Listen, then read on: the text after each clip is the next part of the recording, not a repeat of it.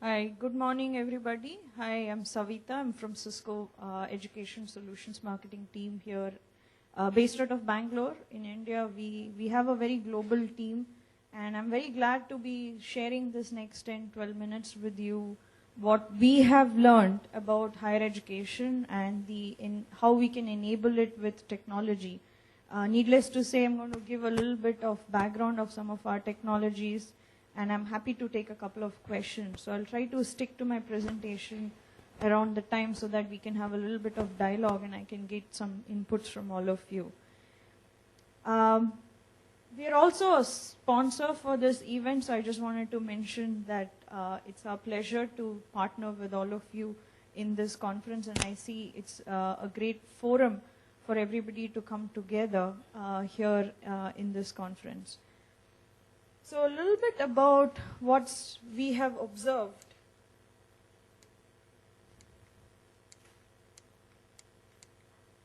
Sorry, I think this doesn't work.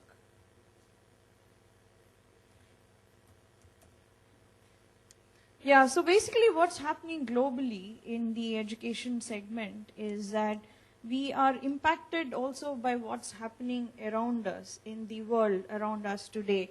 There is globalization, which has basically changed the way we work today. You can be any part of the world, but you still have to collaborate with other people around the world, whether it's in your day-to-day activities, whether it's your customers or your partners. So we're not isolated anymore. Technology also is a big component of our work today.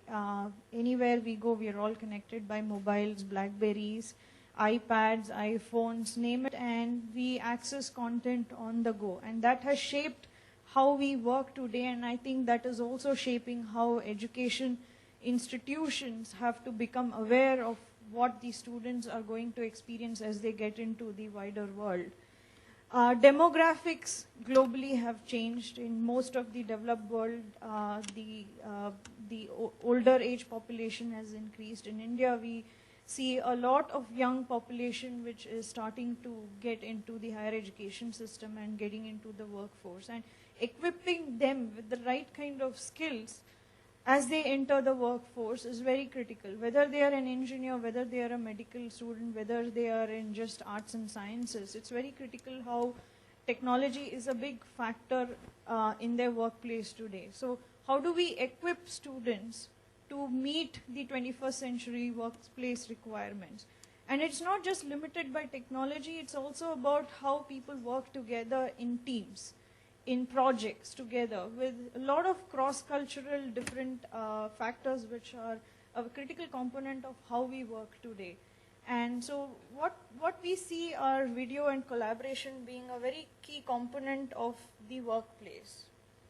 My slides are still not working.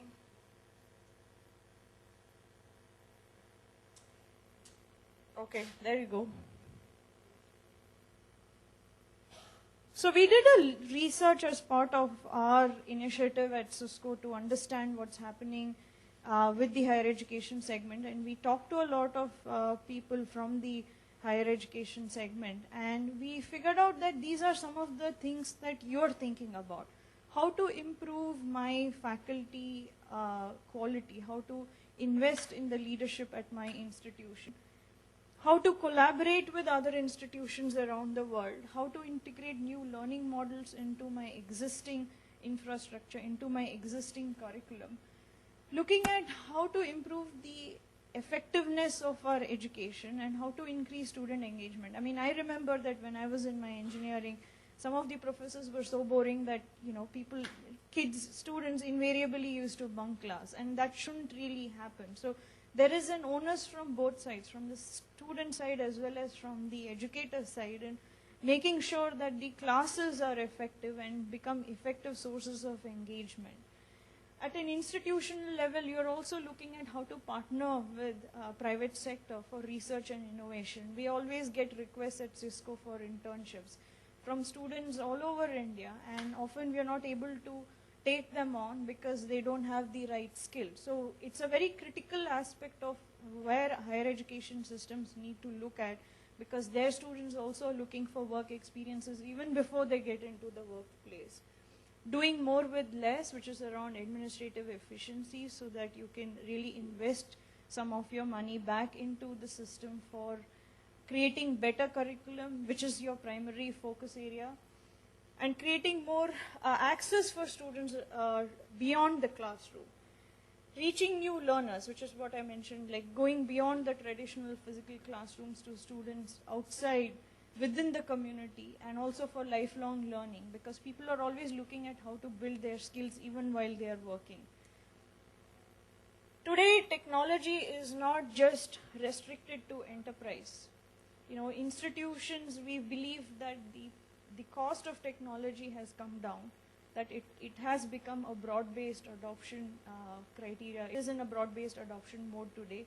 Technologies like wireless, mobility, collaboration, video conferencing, they are a very critical part of our everyday life. And the cost has come down, and also the adoption and the quality of the experience has improved. 10 years back, when I would try a VoIP call, it would be with a small card from the US, and you would be trying to call your parents, and it would be really very poor quality. But today, VoIP phones are very commonplace, whether it's in the healthcare, education, IT, ITES sector. Everywhere, we don't even realize how VoIP has become a critical component of our everyday life. So new technologies are adopted all over the world, and what I wanted to show you here is basically the way we learn has changed. Learning is not limited to content that you see in the classroom. Today, everybody has access to online curriculum. A colleague of mine sitting in Bangalore is taking a course in leadership from Cornell University, which is through an eCornell program. So education is not limited in the classroom. People have access to courses and content offered all from any university anywhere in the world. And that is a reality today, and I think we have a long way to go to meet the local needs and also meet the global standards. So if you look at students today, they are already very well versed in social media. They already talk to their friends on SMSs, they talk to their friends on Facebook, YouTube videos. Earlier, professor from IGNOU was talking about how they have videos on YouTube for e-learning, and I think that's how people are learning. You don't want to limit yourself to the classroom. You want to get to know something. You can go to Wikipedia. You're not bound by having a hardbound encyclopedia in your home anymore. You can learn everything you want from the internet, and that is a very, very critical aspect of how learning is changing, how technology is so pervasively impacting our life today. And basically what we wanted to show is power of informal learning is shaping the higher education and the entire education system itself. Informal learning is beyond what your teacher is telling you, what your professor is telling you. It's beyond that. You learn from other professors at other university. You learn from your mentor when you are doing your internship.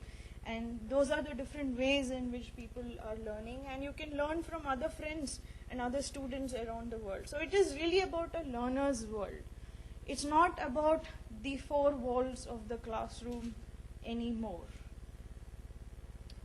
This is a little bit of an idea of where different people are when they are learning. So you have current learners who are in the institution who are disengaged. You have remote learners. You have people who are already working in the industry looking for an executive MBA or an executive project management certificate or a master's degree, and there is a lot of that happening. And so these are new ways in which people are learning. There are new partners. There are universities outside India offering courses which you can take via e-learning, which I mentioned as an example. And this is our idea of how connected learning is really changing the face of education. And this is our concept that people are connected to each other with the network as the platform to engage students and professors and partners, learning partners, content providers. And basically we are living in a very connected